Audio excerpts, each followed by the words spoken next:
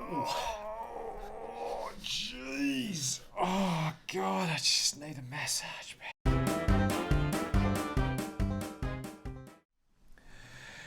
This is absolutely Essendon and our match preview for the ANZAC Day game, second against third, Essendon versus Collingwood.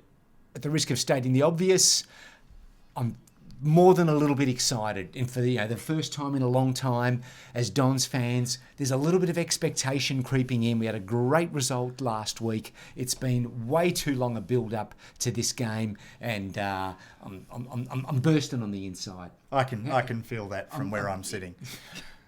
Yeah, you really are excited. You're not bursting? Well, probably not as much as you, because perhaps I'm feeling a little bit more anxious about the outcome. I've got to say, 2 weeks in a row beating two top four teams, it's just so unlike Essendon to do that. Yeah, when you put it like that, I'm not playing reverse that psychology. Takes the air right out of things. But, come on. If we can pull this win off against Collingwood on ANZAC Day, apart from it being a wonderful day of remembering our great servicemen and women. Yes. But if we do win that game, I think we can genuinely start to get a little aroused. Right.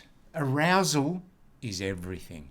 We are on our way. Yeah. And a lot earlier than I think anybody would have expected, including the club, I think Brad Scott himself would probably be going, wow, I had no idea that this group of players was capable of that. But that depends on what happens on the ANZAC Day. Right. Okay, so we're sitting behind. They've won the game 16 times. We're sitting at 11, and of course the famous draw, which was the first time it ever happened on ANZAC Day.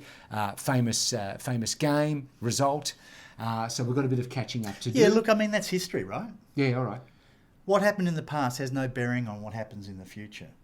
Please let me get a pen. I want to write this down. Because we have to make our own history now. And okay, they've won a few more games than we have.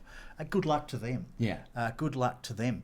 We've been a pretty average side for a long time, but we still tend to hold our own against Collingwood in this game. I think this year is probably the true matchup that we all have hoped for, and it's been quite a long time since both these sides were playing this game, being in the top four. So that's true. Over the last few years, we've been in miserable competition. I wouldn't. Miserable. It's not like the dream time at the G, where I think Richmond have won like the last 10 in a row. Yeah. We're right in this game. Yeah. We've got every chance of winning it. They're going to be playing with a few of their key players missing, Tools, Rucks in particular. Right. So there's an opportunity for us for sure. We're going to run with the Twin Towers? Absolutely. I think their performance against in Adelaide against Melbourne was fantastic. Yeah. And they will come back out together. And we're going to need the goals. Yeah, Draper and Phillips, we're going to need them. They've been a real revelation. And frankly, Collingwood don't have a recognised ruckman playing in this game. So given that the weather will be fine on the day, at least that's what the forecast is saying at the moment. Yep, that's right. 24. We have a real opportunity, and I know we've lost Zach Merritt, and I'm sure we've got some views on that.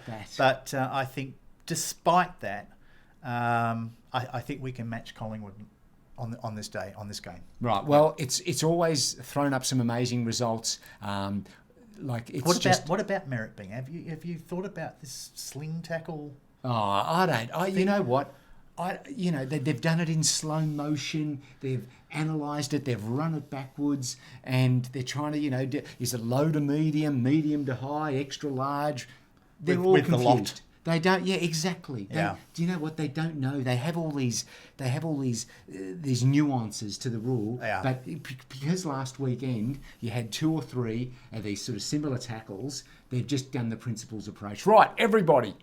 To the principals. One guy cocks up, everyone's punished for it. They've just done that. Because otherwise then it's just open to conjecture. Yeah. Oh, but I didn't do it, mister. I didn't. So they've just done that. They've done the easy way out. That's what I think. So that's bullshit. Look, if Zach Merritt wanted to hurt that guy, he could have done that very easily. And that tackle that he was pinged for, I've watched it many times. And to me, it looked like someone laying a babe down in a cot. It was that gentle. Yes, like an old man slipping into a warm bath. He won't be there, but I do expect to see some changes, and I think Ben Hobbs will probably come into the side in place of Zach. Yep. I think Ben has been absolutely fantastic in the VFL side over the last few weeks. I hope to see him. I think it's important for many reasons because he's out of contract, and there's already a lot of people talking about the fact that why hasn't Essendon re-signed him? Are people sniffing around? Are they sniffing? I think they might be. He's a very highly credited player, and I think there's no doubt that other clubs would be interested in him. Yeah, I'd be sniffing. Yeah. Okay, all right. And what about Zerk Thatcher? Because he rolled that ankle. Is he all right? I think he rolls an ankle every week now. Oh, does he? Yeah, and I don't like it because he's become so integral. Yeah. To the team that every time I see that guy limping off the field, I'm going, oh my God, what's going to happen next week? I think he'll be fine. He played out the game, against Melbourne. Yes. After coming off with a rolled ankle, so I think he should be fine for that. Had plenty of time to ice it. And I think Harrison Jones is also carrying an ankle injury at the moment. Oh, is he? All right. Whether or not that's an opportunity to bring into the side, perhaps a Patrick Voss. Or Wiedemann, who's now recovered from concussion. Righto. Okay. But Jones, he might come up for the game anyway. You think so? All right. Okay. All right. And we don't really care about Collingwood, do we? You mentioned the ruckman. Yeah. So they're missing those. Yeah. But they've always got the goal kickers. Need to be on our toes. Well, we need to be on our toes. Do they? I mean, they have the kind of a bit of a patchwork forward line. It's not too dissimilar to our own. No, you've got your Jamie Elliott, put him down for two. Ginnivan loves playing against us. What does that? Just with his shirt, he wears this type cropped. Yeah, but the long sleeve. I think and the baggy shorts. Yeah. Oh, is that the new look? Is it? It must be. I don't know, but Ronnie Andrews. Yeah. Did he have that look? No, right. He didn't. And I would hate to think what he would do to a Jack Ginnivan if he came across him. Oh yeah. We need someone like that. Hypothetical. Anyway. I get that. Sure, but anyway. Sure. But anyway. Anzac Day. Magic moments. Yeah, well, there has been a lot of magic moments. Yeah. There has been a lot of magic moments. I mean, they will definitely, the Zaharakis goal, they'll drag that out for all the promos on Tuesday. And that was just a beautiful moment. He was such a young kid. Yeah. And he just had that ball and the presence of mind, the composure.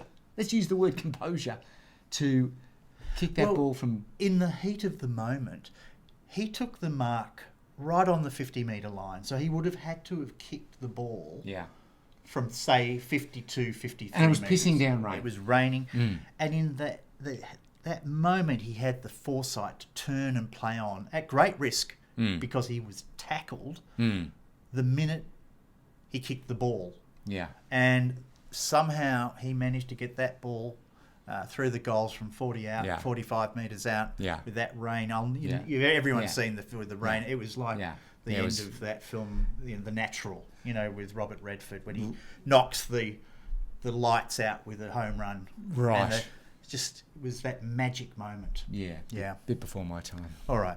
I wonder whether, you remember how good James Hird was. Yeah, I do. Of course I remember how good he was. 3 times that man won the Anzac Day medal. I didn't remember that. And that is, he owned that game. It was, you might as well call it the James Hird Day. Yeah. And I would argue he actually should have won 4 Anzac Day medals. Right. He got the 3 Brownlow votes in the game where Andy Lovett won the Anzac Day medal. So had he won that day, which some would argue he should have, he would have had 4 Anzac Day medals, and that's because Pendlebury's got 3. Pendlebury's got 3. They're the same there. They're not the same. Okay, all right. So they're Hirdy. Gosh, we miss him. What else have you got? Any other special moments? What special? I don't know whether it's special. It's an interesting moment. Early in the 2000s, I think, Mark McGough for Collingwood. Yeah. What did he do? Well, he won the Anzac Day medal. Right. It was a torrential. It was like the Great Flood with Noah. Right. That day, the MCG was 2.5 feet underwater. Right. Okay. And Mark McGough, well, he wasn't a great footballer, but he must have been a pretty decent swimmer because he won the medal that day, and we never really saw him ever again after that. So if ever there was a one-hit wonder, right. I mean, can you think of another? To me, yeah, right. So he's the 99 Luftballons of the Anzac Day games. All right, okay. Right, yeah. That's all right. I remember that I song. might have lost the audience with that reference. Have you got a more recent? If you have any more recent one-hit wonders, please pop them in the comments. Well, whatever you want to compare it with, it was the classic one-hit wonder. So he didn't. So after that, did he do much? Did he play much at all? No. Disappeared. I think he played a couple of seasons, and that was it. Oh, right, okay. Yeah. All right, yeah. But But never recaptured the form of that day. He's got something to show his grandchildren that I will never have. Right. An Anzac Day medal. You seem to resent that a little. Oh, I don't resent it, but it's like, gee, talk about lucky draw. Yeah, all right. Well, he was a mudlark. All right. Eh? Yeah. It went well in the wet. So, big weekend coming up. Are you going to tune into the Anzac Day Eve game? They're dragging this whole thing out. I mean, they're milking. You tell me that's not a little bit of opportunism, to put it politely. You think it is? Why don't they have... It's not just extra acknowledgement for the people who made Anzac Day Eve, and then have a game on the Thursday night where they could play the last post. That's got legs. Probably, I'm sure Gil's already thinking of it. But no, I mean, let's get this clear. This is a very important day in the history of our country and New Zealand's. Mm-hmm. What's with this exploiting the concept of Anzac Day and turning it into an eve, a football match on the night before? I think Richmond and Melbourne jog out for that. It doesn't wash with you? You don't like it? No, it doesn't at all. I mean, you have a special day to celebrate. But it's not extra acknowledgement? Well, it's being fully acknowledged on Anzac Day itself. What more do you need to do? Oh, we'll bring in another game and play that the night before, and we might have one in the morning before the Essendon Collingwood game. I mean, enough's enough. It's an Anzac. It was when Kevin Sheedy came up with this concept. Did he suggest, oh, look, why don't we put one on the night before? No. It's Anzac Day. Do you feel passionately about this? I do. All right. Okay. Sorry. Right. You may feel free to disagree with me, but I just don't feel that it's appropriate. What about Christmas parties that happen before Christmas Day? You got a problem with that? Yeah. No, can we just move on to the next point? Okay. All right. Okay. So I think that's it, really, isn't it? Yeah. Well, apart from trying to tip a result. Well, are you going to get out there with a tip? What I mean, my Nostradamus-like abilities. Yeah. At this, so. All right. Okay. So I'm feeling the pressure. I'm feeling something in my water. As much as there's a lot of trepidation, I'm feeling it. I'm feling the Dons. In your incontinent nappy. I'm feeling the Dons by 11 points. All right. I'm going to say Essendon, and I'm going to say Essendon by 6. Oh, in a close one. The goal from Schnelling, 35 metres out, across the body. Let's hope it's no more than 35 metres if it's Snelling kicking for goal. Seriously, let's push that into maybe 28 metres if you don't mind. All right. I think that's it for today. All right, that'll do. Let's look forward to wrapping up on the game next week. Yep, look out for the match wrap-up. Let's hope it's celebrations, not commiserations. I'm sure it will be. All right, I'm out. We're done. Me too. Thanks for watching, and we'll see you the next time. Thank you. Bye for now.